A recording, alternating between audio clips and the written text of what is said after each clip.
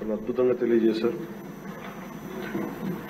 ఈ కష్టం వెనుక ఒకసారి మనం చేసిన విషయాల కంటే కూడా ముందు మనం మాట్లాడుకోవాల్సిందే, మనం ఏం ఇన్హెరిట్ చేసాం, ఏం వారసత్వంగా వచ్చిన ఒకసారి చూస్తే అధ్యక్ష, గుంతలు, శిథిలమైపోయిన రోడ్లు, విచ్చలవిడిగా పెరిగిపోయిన గంజాయి వనాలు, ఇసుక దోపిడీలు, రివర్స్ టెండరింగ్లు, నిర్వీర్యం అయిపోయిన పంచాయతీలు, ఆరోగ్యశ్రీకి ఇవ్వని డబ్బులు,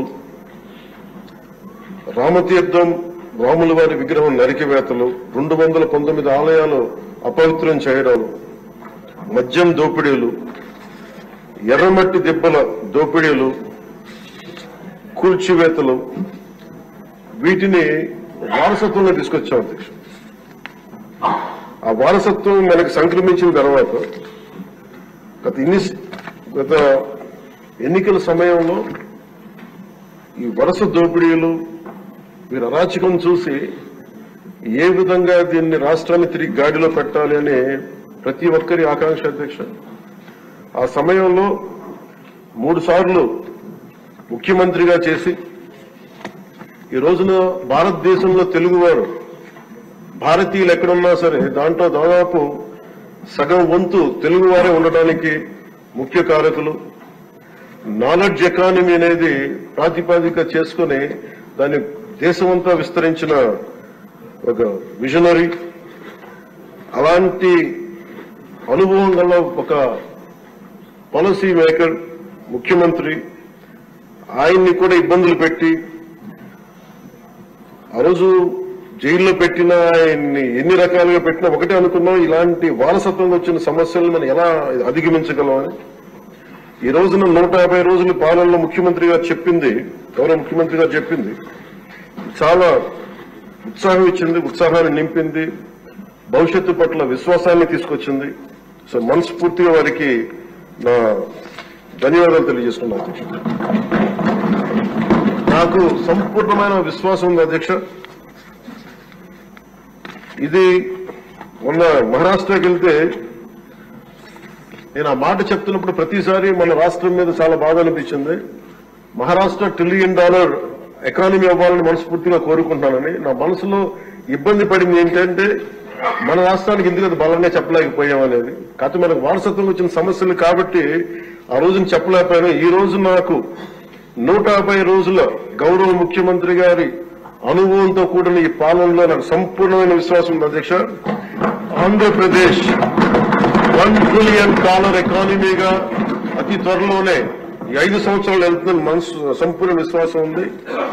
$1 ట్రిలియన్ మన ప్రజలకు అర్థం అవడానికి 7,65,000 కోట్ల ఎకానమీ. గత ప్రభుత్వం మనల్ని ఎకానమీని నిర్వీర్యం చేసింది, ఇబ్బంది పాలు చేసింది, అన్ని రంగాల్లోనూ రాష్ట్ర ప్రభుత్వాన్ని వెనక్కి తీసుకెళ్లిపోయింది.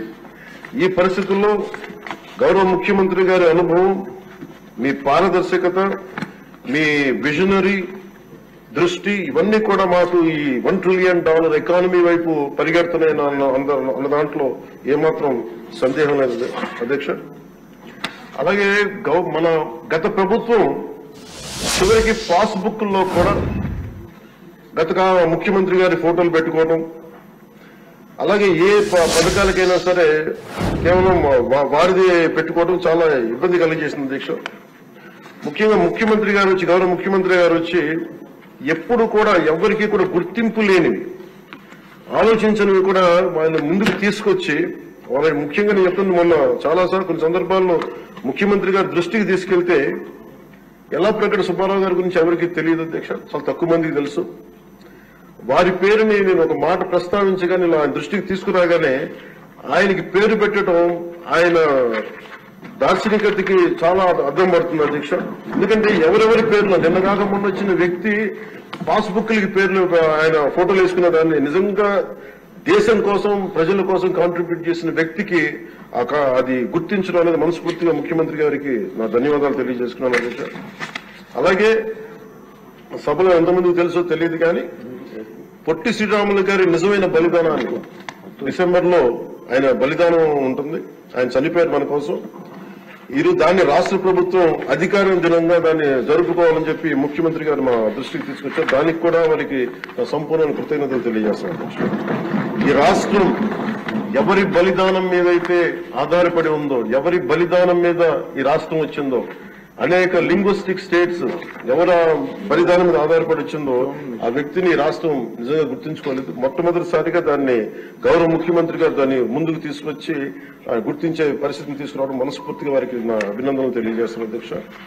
అలాగే కన్యకా పరమేశ్వరి ఈ ఆవిడ బలిదినాన్ని కూడా అధికార దినోత్సవంగా జరుపుకోవటం నిజంగా వారికి మనస్ఫూర్తిగా నా ధన్యవాదాలు తెలియజేస్తున్నాను. గత కాలంలో ఫస్ట్ కి సార్ నేను ఒక ప్రభుత్వ ఉద్యోగి కొడుకున్న అధ్యక్ష. మొదటి మాకు ఏదైనా సరే నెల మొదటి రోజున ఉద్యోగాలు మనకి జీతాలు వస్తాయనేది మాకు చిన్నప్పటి నుంచి అలవాటు.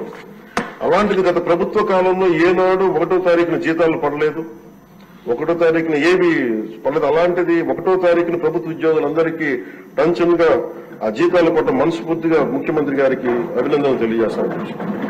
అలాగే 64 లక్షల మంది బెనిఫిషియరీస్ కి లబ్ధిదారులకి 4,000 చొప్పున వారికి 1000 రూపాయలు పెంచి మరి ఇవ్వడం మనస్ఫూర్తిగా వారికి నా అభినందనలు తెలియజేస్తున్నాను. అది కూడా అందరూ వెళ్లి వారి చేతికి అంటే దీనికి ఏ వ్యవస్థ అవసరం ఉన్న వ్యవస్థను సమర్థవంతంగా వాడుకొని ఇంటికి క్యాష్ చేరవేయటం మనస్ఫూర్తిగా వారికి నా అభినందనలు తెలియజేస్తున్నాను. అలాగే పంచాయత్ డిపార్ట్మెంట్ సంబంధించి 1,452 కోట్లు మేము ఇప్పటికి ఖర్చు చేసాం అధ్యక్ష. అలాగే ఇండిపెండెన్స్ డే సెలబ్రేషన్స్ కూడా చాలా ఘనంగా జరుపుకున్నాం, డబ్బులు పెంచి అనేక సందర్భాల్లో తెలియజేశాను. 13,326 గ్రామ పంచాయతీలకి జాతీయ ఉపాధి హామీ పథకం కింద పల్లి పండుగ ద్వారా 4,500 కోట్లు నిధులు విడుదల చేశాం అధ్యక్ష. అలాగే గౌరవ ముఖ్యమంత్రి గారి ఈ నాయకత్వంలో ఈ ప్యాడీ డ్యూస్ రైతులకు కావాల్సింది 1,674 కోట్లు రిలీజ్ చేసి నిజంగా మీరు రైతాంగానికి మీరు ఎంత అండగా ఉంటారని మాటలతో కాదు చేతుల్లో చూపించారు అధ్యక్ష. వారికి మనస్ఫూర్తిగా నా ధన్యవాదాలు.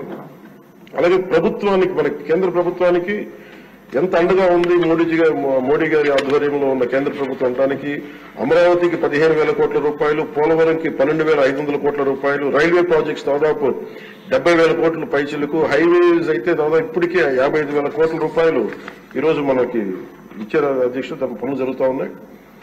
అలాగే ముఖ్యమంత్రి గారికి కూడా ముఖ్యంగా మిడ్ డే నేను అడిగింది ఏంటంటే ముఖ్యమంత్రి గారిని డొక్కా సీతమ్మ గారి పేరు ఏదన్నా పథకాన్ని క్యాంటీన్ పెట్టండి అంటే ఆయన ఏకంగా దీనిలో నారాయణ గారికి కూడా ముఖ్యమంత్రి గారు ప్రత్యేకంగా నా ధన్యవాదాలు తెలియజేస్తున్నాను అధ్యక్ష. మధ్యాహ్న భోజన పథకాన్ని విద్యార్థుల మధ్యాహ్న మిడ్ డే మీల్ స్కీమ్ కి డొక్కా సీతమ్మ గారి పేరు పెట్టడం మనస్ఫూర్తిగా వారి చేతులెత్తి నేను నా మనస్ఫూర్తిగా కృతజ్ఞతలు తెలియజేస్తున్నాను. అలాగే ఇలాంటి స్ఫూర్తి చూసి నాకు కూడా వ్యక్తిగతంగా నేను ముఖ్యంగా ఆయన లీడర్షిప్ ఎబిలిటీ, ఒక క్రైసిస్ వచ్చినప్పుడు ఒక నాయకుడు ఎలా ఉండాలి, ఒక వరదలు వచ్చినప్పుడు ఎలా ఉన్నారనేది మనకి విజయవాడ బొడిమేర వరదలప్పుడు అసలు ఆయన చూపించిన నాయకత్వ పటిమ ఇవన్నీ చాలా ఆదర్శనీయం అధ్యక్షుడు. మేము వెళ్లి కాళ్ళు చొక్కా మడిచి ఆయన దిగి బురదలో నడిచి దిగి ఆయన అవసరం లేదు, ఆయన చేయించవచ్చు. ఒక కమాండ్ సెంటర్ లో కూర్చొని చేయగలిగే సత్తా ఉండి కూడా మా అందరికీ ధైర్యం నింపడానికి, మా అందరికీ భరోసా నింపడానికి, ప్రజలకు ఆ భరోసా ఇవ్వడానికి ఆయన నడిపించిన తీరు యంత్రాంగాన్ని చాలా అభినందనీయం అధ్యక్షుడు. అలాగే జల్ జీవన్ మిషన్ కి సంబంధించి అధ్యక్ష ఈ రోజున గత ప్రభుత్వం ఫిల్టర్ బెడ్స్ కూడా మార్చలేదు అధ్యక్ష. అంటే 4 లక్షలు అంటే ప్రతి నెల మొదటి లేయర్ లో మొదటి శాండ్ తీసి అది అసలు కనీసం అది కూడా కనీసం ఫిల్టర్ బెడ్స్ మార్చిన కాడికి ఈ రోజు పొద్దున మన అసెంబ్లీలో కూడా మాట్లాడిన గౌరవ సభ్యులు కొంతమంది తీసుకొచ్చింది కనీసం మనకి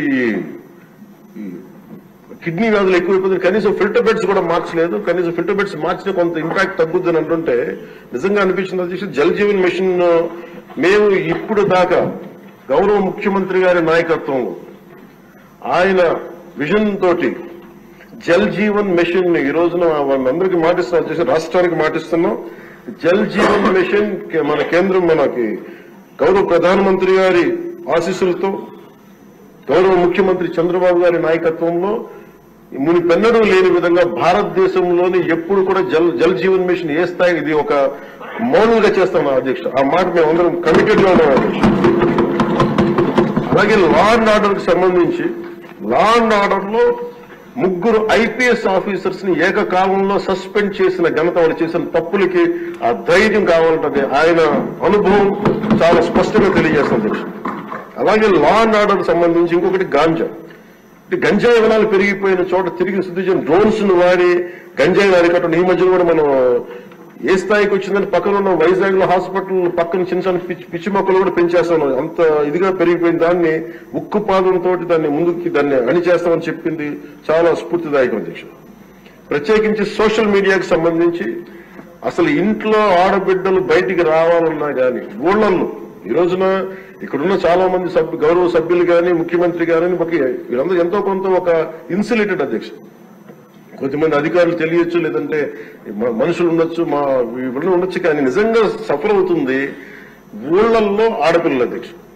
ఈ అలవాటు అయిపోయి గత ప్రభుత్వం చేసిన అలవాటు అయిపోయి ప్రతి ఒక్కళ్ళు ఒక ముఖ్యమంత్రి స్థాయి వ్యక్తిని బూతులు తిట్టడం, అన్ని తిట్టిన తర్వాత కూడా వాళ్ళకి అలవాటు అయిపోయి ఇంకెవరు తిట్టాలో తెలియక స్థానికంగా ఉన్న ఆడపిల్లల మీద కూడా వీళ్ళు అవాకులు చవాకులు పేలి పచ్చి బూతులు తిడతా ఉంటే ఎవరికి చెప్పుకోలేక వాళ్ళు ఇబ్బంది పడతా ఉంటే బయటికి రాలేకపోతున్నారు. క్రైమ్ మైండ్ సెట్ పెరిగిపోయింది, క్రిమినాలిటీ పెరిగిపోయింది. ఇలాంటి సమయంలో ఆయన ఉక్కుపాదంతో సోషల్ మీడియా యాక్టివిస్టులు అనే పేరు చెప్పుకునే గుండాలకి రౌడీలకి ఆయన తీసుకున్న చర్యలు, హోంమంత్రి అనిత గారు తీసుకున్న చర్యలు చాలా బలమైన అభినందనలు తెలియజేస్తాను.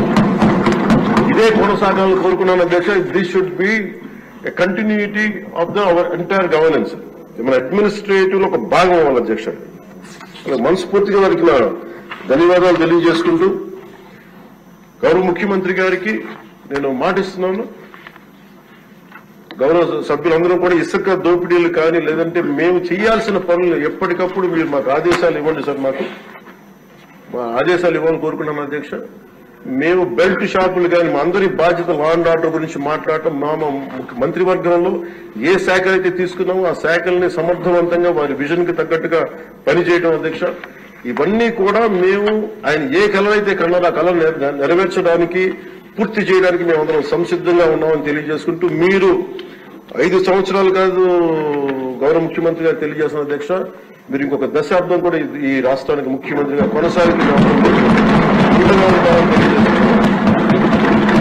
మీరు ఇదే స్ఫూర్తిని కొనసాగించాలని, ఇదే మీ ప్రతిభా పాఠవాలు చూపించాలని మనస్ఫూర్తిగా మేము కోరుకుంటూ గౌరవ సభ్యులందరికీ సభాపతి గారికి మనస్ఫూర్తిగా ధన్యవాదాలు తెలుపుతూ సమర్పిస్తున్నాం.